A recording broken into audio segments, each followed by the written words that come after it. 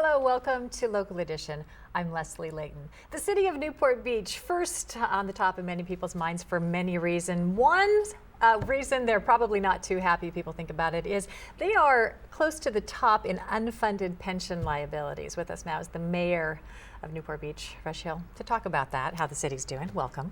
Thank you. Always good to be with you. Does the city still have that dubious distinction of being at the top of unfunded pension Well, liabilities? based upon the grand jury's comments, the answer is yes. The grand jury also notes that Newport Beach is the top of the list of the most able to afford its pension liability. And I think that may appear to be a dichotomy, but it's almost impossible to get apples to apples in evaluating the pension liability situation. And primarily because many communities outsource, if you will, their police or their fire, that type of thing. So the accrual of that pension is going to that outsourced agency, not to that city. Mm-hmm. We do everything ourselves. So therefore, all of that accrual comes to our city. And that's one of the reasons that we rank so high on that. But let's talk about that unfunded liability, because I think it's something that's very complex and very difficult to get your hands on. But I try to boil it down to just real simple kinds of things. And I look at it as, number one, we have to define what it is. And then once we have an idea of what it is, what to do with it, how to deal with it. And that's kind of the approach that we have used. To me, what it is it's really three buckets. One bucket are the people that have retired and have left the city.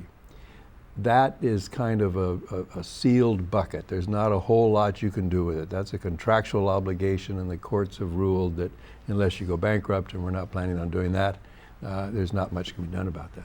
The second bucket, or category, if you will, is the group of people that are there today. And so they're set with a pension plan, and the accrual process of it can't be changed, but the other items could be changed through contract negotiations with the unions. The third bucket that exists are the new employees that will come in at some point in time, all right? So what is the unfunded liability then? Well, the unfunded liability is almost shouldn't use the word fictitious, I guess, but it's a made-up number. It's not an actual number, it's an accrual number.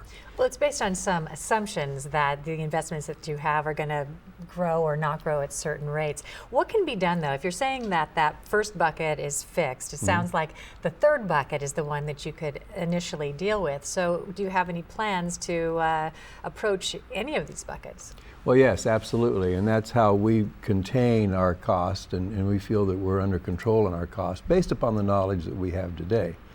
So that third bucket, what we have done, even before the governor passed the legislation of establishing new tiers, we established not one new tier, but two new tiers.